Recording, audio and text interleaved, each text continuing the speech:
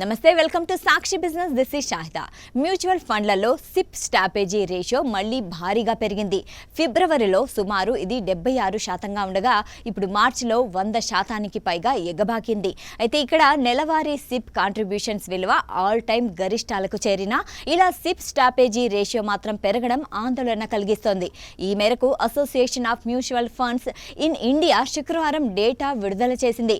మొత్తం equity mutual ఫండ్లలోకి మార్చి 40,450 కోట్ల విలువైన పెట్టుబడులు రాగా సిప్ పెట్టుబడుల విలువ 8% పెరిగి 32,086.78 కోట్లుగా ఉంది.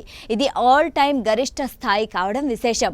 సిప్ పెట్టుబడుల విలువ ఫిబ్రవరిలో 29,845 కోట్లుగానే ఉండేది. అయితే ఇక్కడే మనం సిప్ స్ట్రాటజీ రేషియో గురించి మాట్లాడుకోవాలి. ఏఎంఎఫ్ఐ డేటా ప్రకారం మార్చిలో 53.38 లక్షల సిప్లు నిలిపివేయడం జరిగింది లేదా గడువు ముగిశాయి. ఇదే సమయంలో కొత్తగా నమోదైన సిప్ల సంఖ్య 52.82 లక్షలుగా ఉంది. ఇక్కడ క్లోజ్ అయిన సిప్ల సంఖ్య కంటే సిప్ కొత్త రిజిస్ట్రేషన్ సంఖ్య తక్కువగా ఉందని గమనించాలి. డిస్కంటిన్యూ అయిన సిప్ల కంటే కొత్త సిప్ రిజిస్ట్రేషన్లు ఎక్కువగా ఉంటే అప్పుడు సిప్ స్ట్రాటజీ రేషియో 100% కంటే తక్కువగా ఉంటుంది.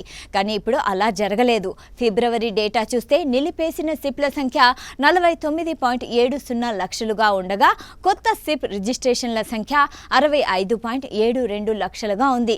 ఇక్కడ కొత్త సిప్ రిజిస్ట్రేషన్ల సంఖ్య ఎక్కువగా ఉందని చెప్పొచ్చు. ఇక్కడ నిలిపివేసిన లేదా క్లోజ్ చేసిన సిప్ల విషయానికి వస్తే మార్కెట్ పరిస్థితులు బాగోలేక నిలిపివేసినట్లు ఉండొచ్చు, గడువు తీరినవి ఉండొచ్చు, ఇంకా పోర్ట్ఫోలియో బ్యాలెన్స్ కోసం మరో సిప్ పథకానికి మారినవి కూడా ఉండొచ్చు. ఏదేమైనా ఈ సంఖ్య కొత్త సిప్ రిజిస్ట్రేషన్ల కంటే తక్కువగా ఉండే పరిస్థితి ఆందోళనకరంగానే ఉందని భావిస్తుంటారు. అసలే పశ్చిమాసియాలో ఉద్రిక్త పరిస్థితుల నేపథ్యంలో మార్చిలో స్టాక్ మార్కెట్లు భారీగా పతనమయ్యాయి. దీంతో మ్యూచువల్ ఫండ్లలో సిప్ అకౌంట్లను చాలా వరకు క్లోజ్ చేసిన వారు కూడా ఉండొచ్చు.